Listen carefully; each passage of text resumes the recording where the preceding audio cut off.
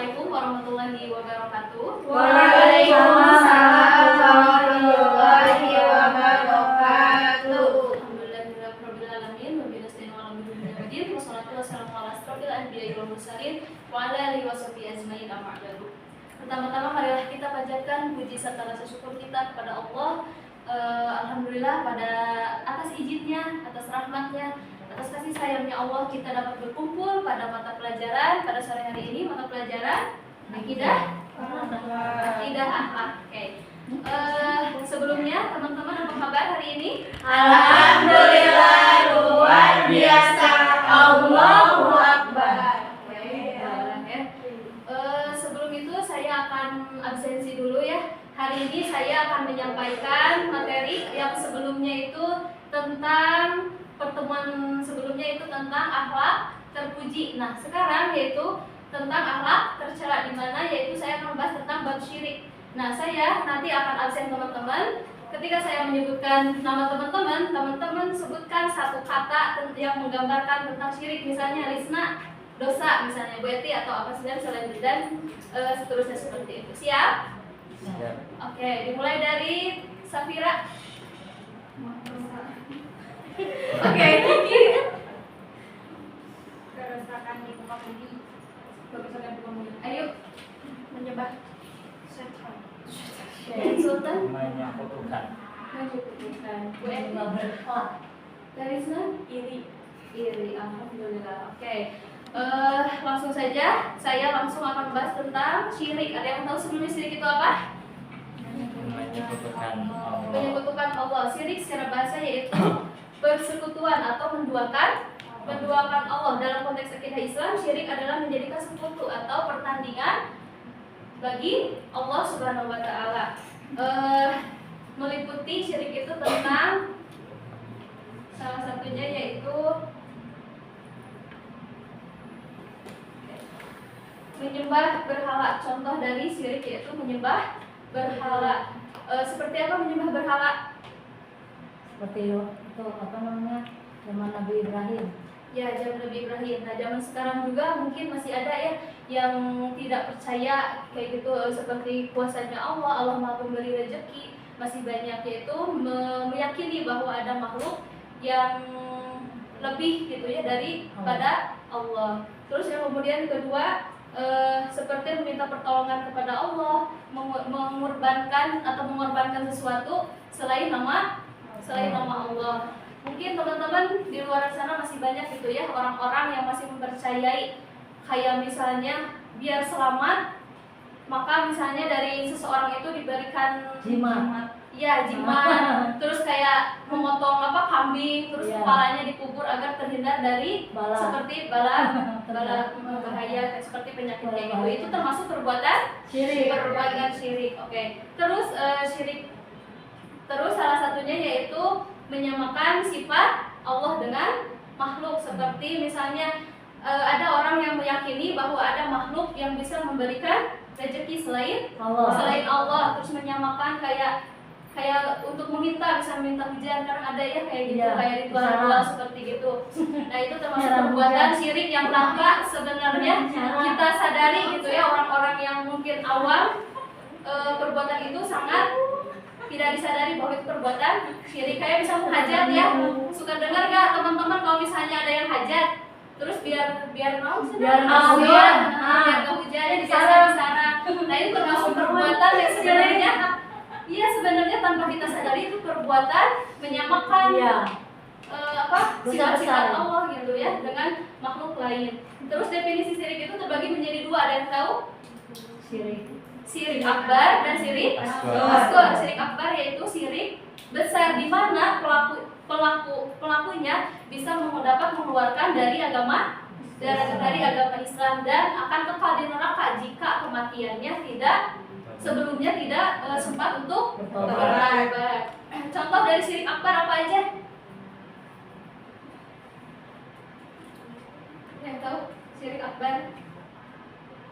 Menyembah berhala, ya seperti tadi disebutkan ya. Terus kemudian ada syirik asghar. Syirik asghar ada yang tahu apa? Syirik kecil, di mana syirik tersebut itu tidak sampai masih termasuk dosa besar, cuma konteksnya syirik asghar itu tidak sampai mengeluarkan seseorang dari agama Islam, namun mengurangi kesempurnaan tauhid. Itu termasuk syirik asghar. Oke. Ada dalilnya syirik surat An-Nisa ayat 48. Boleh dibuka baca bersama-sama ya. Dibuka dulu Al-Qur'annya. Di HP ayat berapa? An-Nisa ayat 48, kita baca bareng-bareng.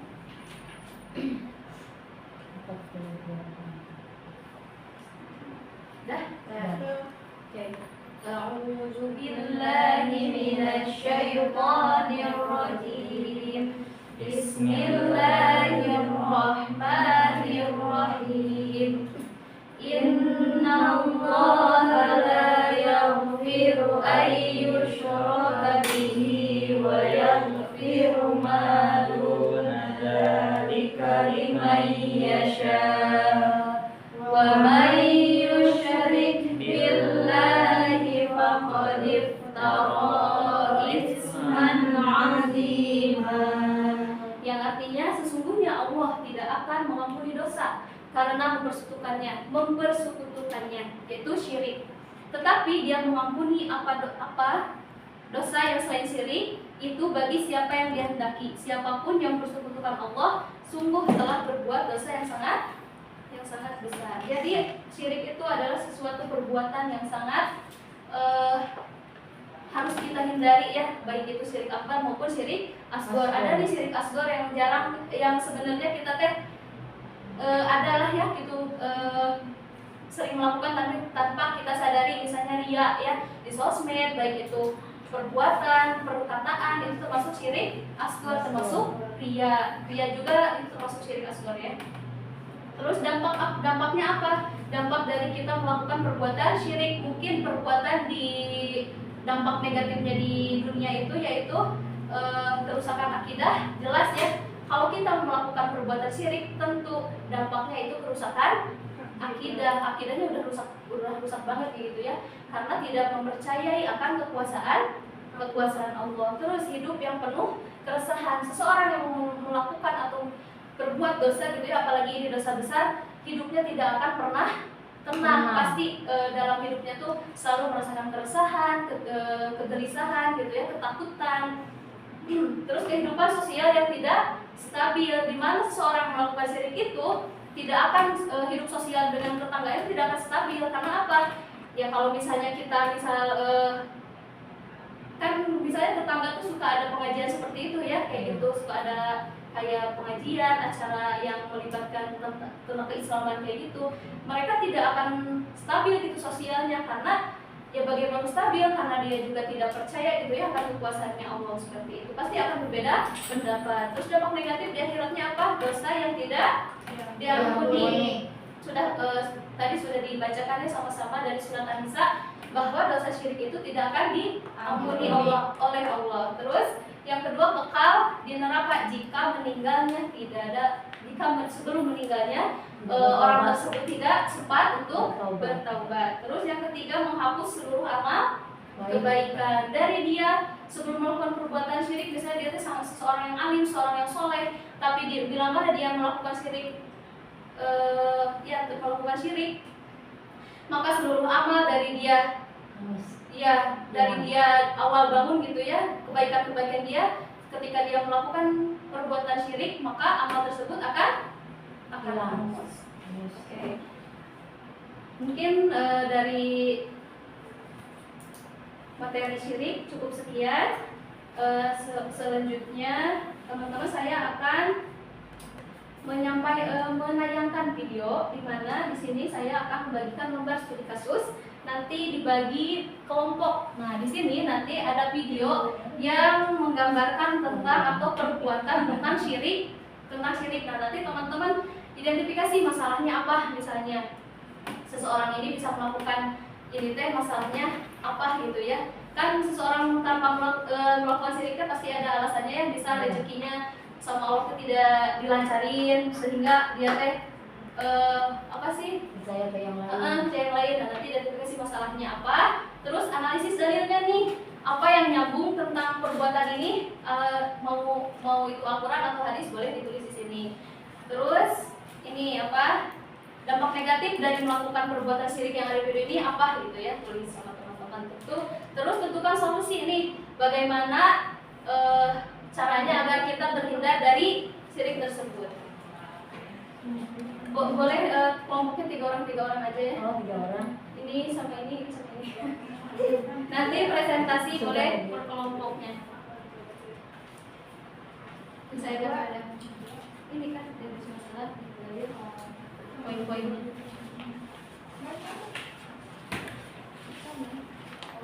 Isi konsultan. Terus teman-teman ketika sudah selesai mengisi, tulis bagaimana cara teman-teman untuk menghindari syirik akbar maupun syirik asghar, ditulis di lembar.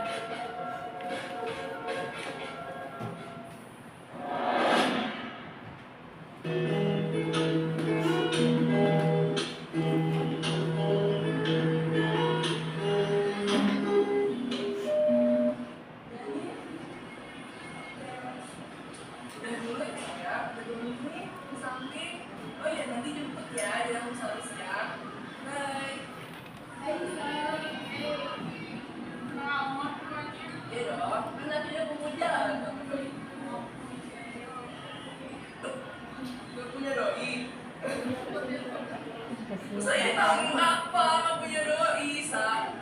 Oh iya, ibadahmu dapat. Aku jalan dulu ya.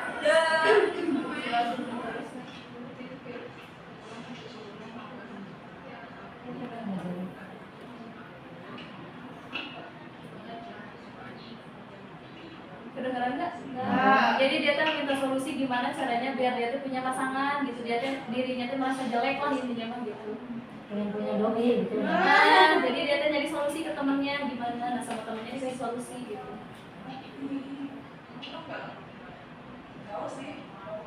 Nah itu diajak sama temennya solusi biar dia tuh cantik gitu.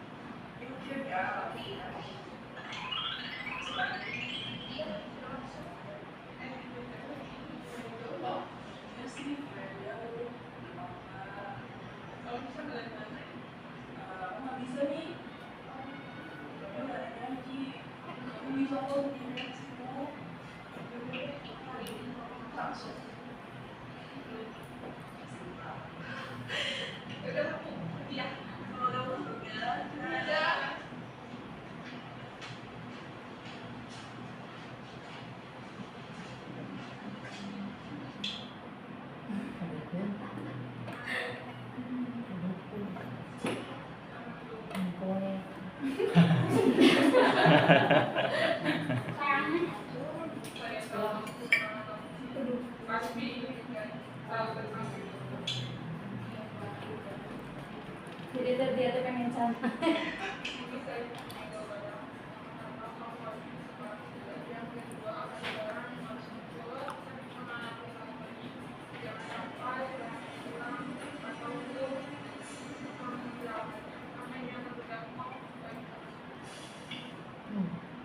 Saya ini.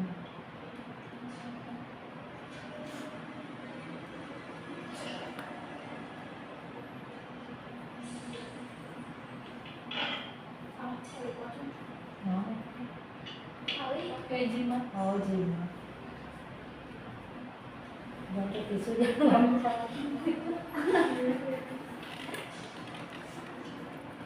isin.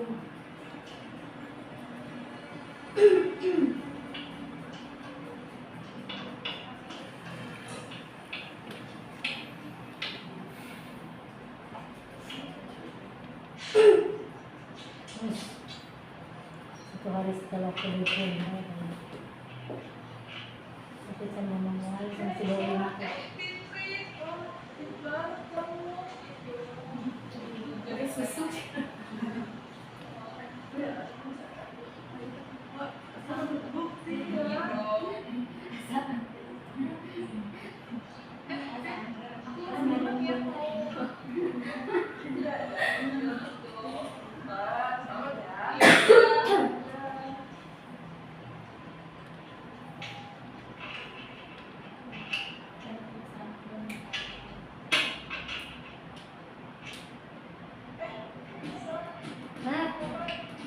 gimana murah? Kerja, Allah jadi berubah itu aja.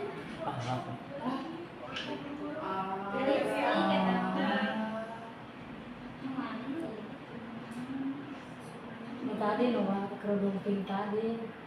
Ada, Langsung kena ada. Langsung. aja benar ya. Ah, Yang belum. Bukannya ada camero. Oh, ada latar. Tuh, pakai salep.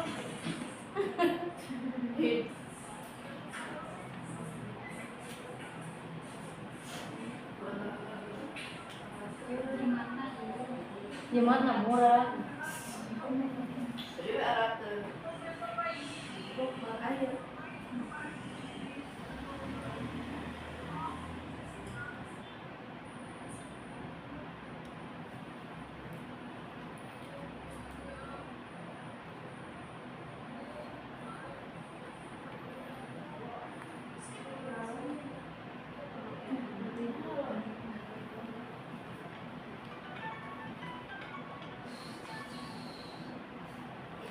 Tapi teman-teman cukup mengerti nggak dengan videonya? Insya Allah. Oke, kalau misalnya teman-teman sudah paham, boleh langsung diisi kalau apa ya, karena kendala. Saya kasih waktu 5 menit.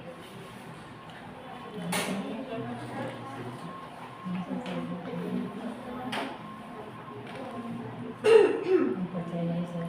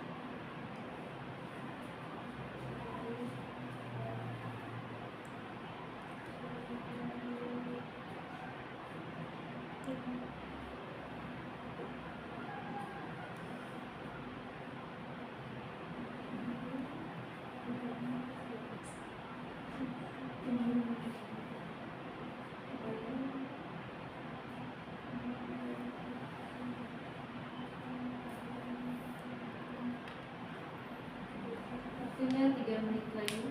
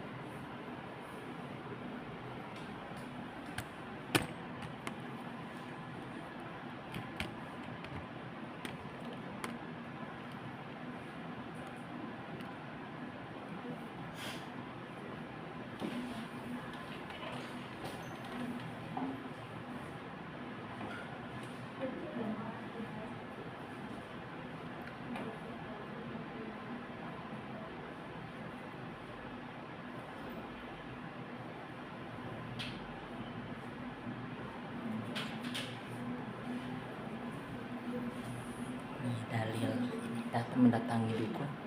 Dalil mendatangi dukun. Dalil mendatangi dukun. Buka ya.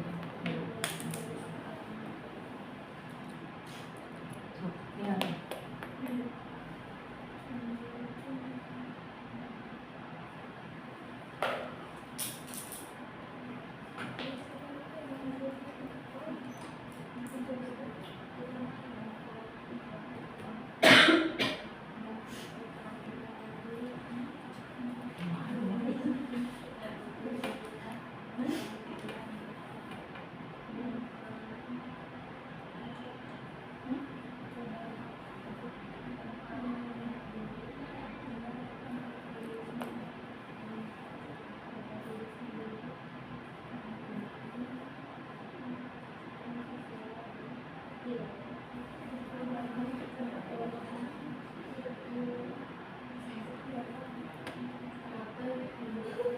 Satu menit lagi.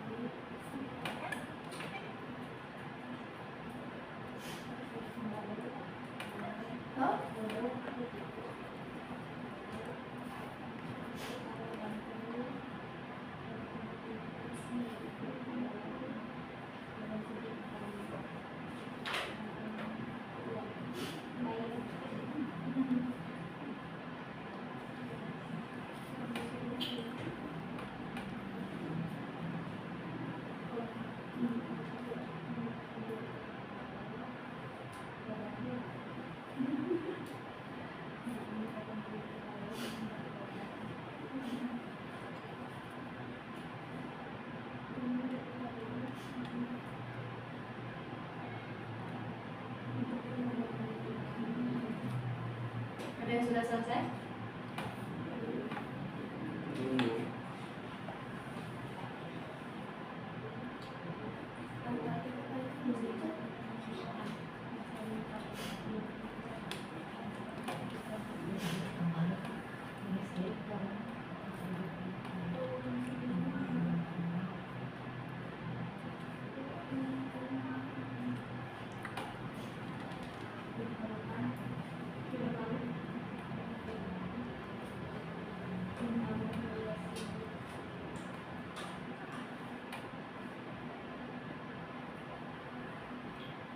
Yang sudah boleh ya dipresentasikan kelompoknya.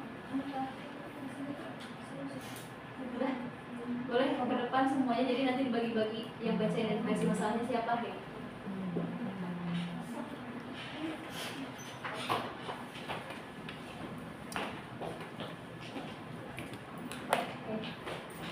Langsung saja teman-teman, lembar studi kasusnya apa yang tadi sudah ditayangkan videonya boleh dibacakan ya.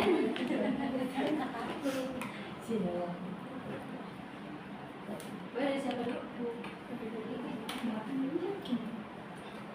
Kalau dilihat dari identifikasi masalah pada kasus ini ada seorang perempuan yang merasa iri ya, karena pertama temannya mempunyai pacar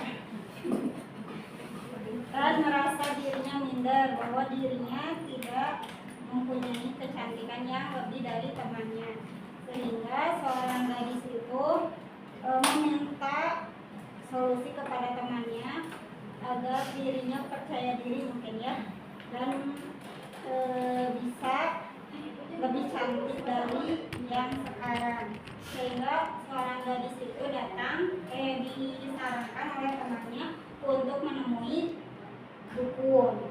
Nah dari situ asal mula terjadinya sebuah kemusyrikan, di mana seorang perempuan itu tidak percaya atas takdir yang diberikan kepada dirinya terhadap apa yang dimiliki dan diberikan oleh Allah.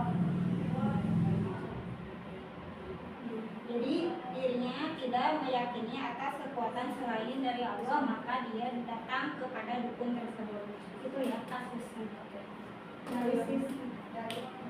Analisis dalilnya yaitu dari Quran surat Al-Jin ayat 6 yang langsung artinya, dan bahwasanya ada beberapa orang laki-laki dari kalangan manusia meminta perlindungan kepada laki-laki dari kalangan jin, maka jin-jin itu menambah bagi mereka dosa dan kesesatan.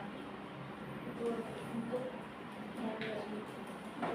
identifikasi dampak negatifnya. Yang pertama, dampak akidah, merusak tauhid dan keimanan, termasuk dosa besar, menjauhkan dari pertolongan Allah. Terus dampak kepada pribadinya, kerusakan pada diri, yaitu seperti ajab,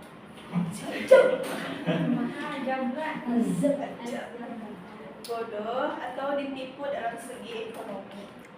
Terus tentukan solusinya. Yang pertama, mendekatkan diri kepada Allah dengan bertobat untuk tidak mengulanginya lagi. Yang kedua, bimbingan rohani konseling keagamaan. Terus yang ketiga, penyuluhan tentang bahaya syirik. Oke, sudah? Sudah. Oke, buat tepuk tangan untuk kelompok 1. Semoga bermanfaat. Oke, untuk kelompok selanjutnya silakan.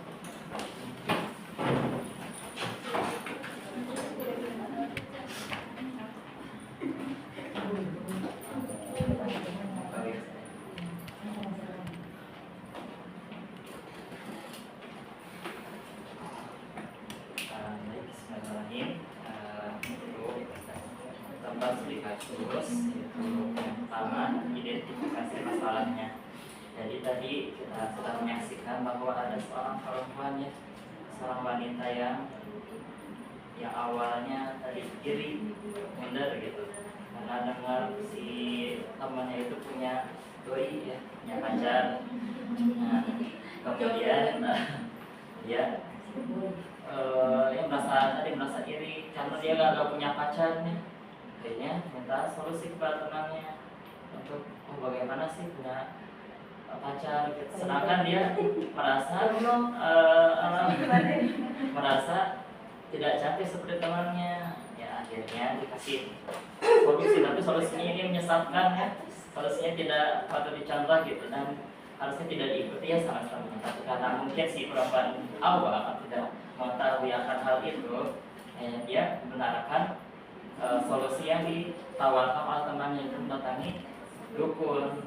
Dan akhirnya dia datang, kemudian akhirnya sama si dukun itu dikasih suatu jimat atau jimat tali warna putih supaya dia cantik gitu, merasa cantik ya, padahal sama aja. Hanya merasa saja. Hanya merasa tadi mah merasa Iya. jelek, merasa cantik. Karena percaya diri akan dengan barang itu dia merasa cantik, ya padahal sama aja sebetulnya. Akhirnya ya dia langsung pamer lah ke temannya bahwa dia merasa wah percaya diri aku cantik ya nih. Tapi nggak tahu sih itu videonya, nggak tahu udah punya pacar belum kan? Gak kumpulkan guru. Oh iya, keburu azannya. Gitu ya. Untuk identifikasi masalahnya. Untuk yang kedua dalilnya hadis Rasulullah SAW bersabda, barang siapa yang mendatangi dukun atau tukang ramal lalu ia membenarkannya, maka ia telah kufur pada Al-Quran yang telah diturunkan oleh kepada Nabi Muhammad. Hadis riwayat Ahmad nomor 9532.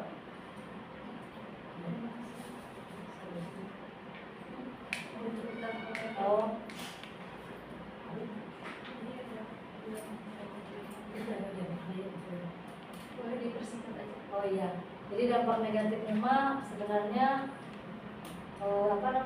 karena tidak percaya diri tadi. Jadi dia lebih meyakini apa yang telah disampaikan oleh temannya ya. Dia mencari solusi agar dia menjadi cantik yang telah disampaikan oleh Kang Sultan tadi. Sebenarnya sama isinya. Kenapa kita satu pikiran?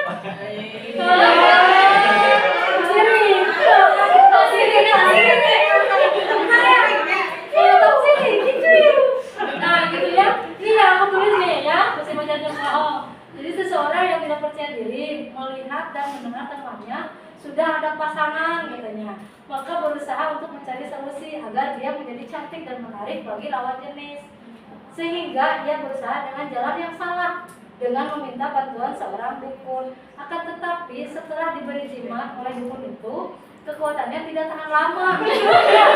Kan itu manusia ya, jadi tidak tahan lama kekuatannya dukun teh, dan dia mendapatkan azab atau akibat buruk. Jangankan di akhirat, di dunia pun Allah marah dan dibuktikan dengan penyakit yang menimpanya gitu ya. Mengerti? Nah, untuk solusinya yang pertama itu adalah ubah cara pandang tentang nilai diri.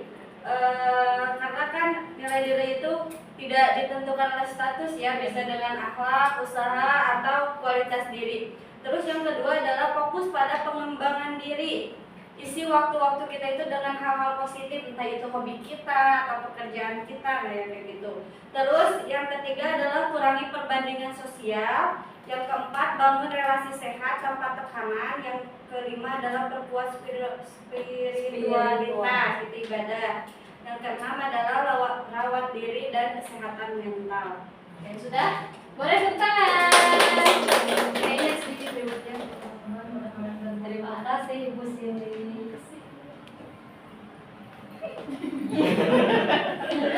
Jadi jualan saya. Kayak tadi di jualan pepayung. Oke, alhamdulillah teman-teman ya. Mungkin untuk kesimpulannya dari apa yang sudah kita tadi pelajari, apa yang sudah kita tonton, bahwa pentingnya kita untuk memilih teman ya. Karena mungkin ketika kita mengeluhkan sesuatu gitu ya kepada teman, jika temannya mungkin baik untuk kita ya, baik akhlaknya gitu, agamanya, mungkin tidak akan sampai menjerumuskan kepada hal perbuatan dosa besar kayak gitu. Terus pentingnya juga kita bersyukur atas apa yang telah Allah berikan. Mau wajah kita seperti apa, bentuk fisik kita seperti apa, harus disyukuri karena Allah itu menciptakan manusia dengan sebaik-baiknya. Oke, mungkin untuk closingnya, ketika saya bilang syirik, teman-teman jawab no. Ketika saya bilang tauhid, teman-teman bilang yes. Terus udah kayak gitu, teman-teman langsung bilang bareng-bareng Allah Akbar. Oke, syirik no. Tauhid yes. Allahu Akbar. Sekali lagi, syirik no. Tauhid yes. Allahu Akbar. Oke, mungkin cukup sekian dari saya. Sampai ketemu di mata pelajaran berikutnya. Untuk pertemuan berikutnya teman-teman saya akan kasih tugas ya. Tugasnya yaitu teman-teman seperti hari ini kelompoknya tetap sama, bikin naskah untuk syirik, nanti akan didramain gitu untuk Oke, mungkin cukup sekian dari saya. Mohon maaf apabila ada kata dan perbuatan yang mungkin tidak berkenan. Assalamualaikum warahmatullahi wabarakatuh. Waalaikumsalam.